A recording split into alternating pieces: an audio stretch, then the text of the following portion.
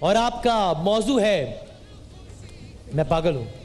جی وہ جو کہتا تھا کہ عشق میں کیا رکھا ہے، ایک ہیر نے اسے رانجھا بنا رکھا ہے، مگر جناب صدر میرا تو یہ حال ہے کہ پاگل بنا رکھا ہے، سر کو کھپا رکھا ہے، دل کو جلا رکھا ہے. میں آپ کو اپنی روداد سناتا ہوں. یونیورسٹی کا پہلا دن، میں نے اسے دیکھا، اس نے دوسری طرف دیکھا، میں مسکرایا، اس نے منہ بنایا. میں نے کہا میری جان میرے پیار کی غزل ہو تم، خدا کا مجھ پہ فضل ہو تم. کہنے لگی تمہاری شکل مارٹن لوتھر کنگ جیسی، تمہارے بال ہربھجن سنگھ جیسے.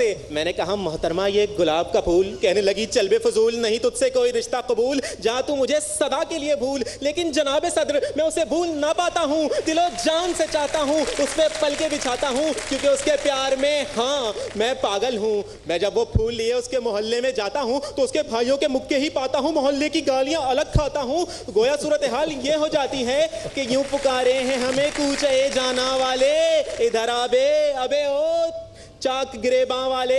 گویا حالت اظہار یہ ہو جاتی ہے کہ وفا پانے نکلے تھے، وفات پا گئے. جناب صدر میں بڑا ہوا، مجھے شوق ہوا ٹی وی پہ جاؤں، میڈیا پہ اپنا نام کماؤں. میں چینل پہ پہنچا، آڈیشن دیا، انہوں نے میرے منہ پہ بھاری بھرکم لائٹیں ماری، چہرہ جلسا دیا. بالآخر میں سلیکٹ ہوا. کچھ عرصے کے بعد جب وہ ٹی وی پہ نشر ہوا تو میرے برابر ایک حسینہ کی تصویر بھی موجود تھی. نیچے لکھا تھا استعمال سے پہلے استعمال کے بعد. جی ہاں وہ رنگ گورا کرنے والی کریم کا اشتہار تھا. مجھے یقین ہو گیا کہ یار یہ لوگ مجھے بار بار بلاتے ہیں، گرمی میں میرا رنگ جلاتے ہیں اور مجھے کتنی ذلت دلاتے ہیں کیونکہ میں پاگل ہوں. جناب صدر یہ تھا ایک رخ، میں آپ کو دکھاتا ہوں دوسرا رخ. جی ہاں میں اس ملک کا وہ طبقہ ہوں تو جب عمارت کی تعمیر کرواتا ہوں تو سیمنٹ کی جگہ بجری ملاتا ہوں، سریے بیچ کھاتا ہوں، اور جب عمارت تعمیر ہو جاتی ہے تو اس پہ بڑا سا ماشاء اللہ کا بورڈ لگاتا ہوں اور سوچتا ہوں کہ اب مجھے اللہ ہی بچائے گا. تو میں یہ کہنے پہ مجبور ہو جاتا ہوں کہ ہاں میں پاگل ہوں، کیونکہ میں اس ملک کی وہ عوام ہوں جو خربوزے تو سونگ سونگ کے چنتا ہوں مگر حکمران چنتے وقت اندھا ہو جاتا ہوں.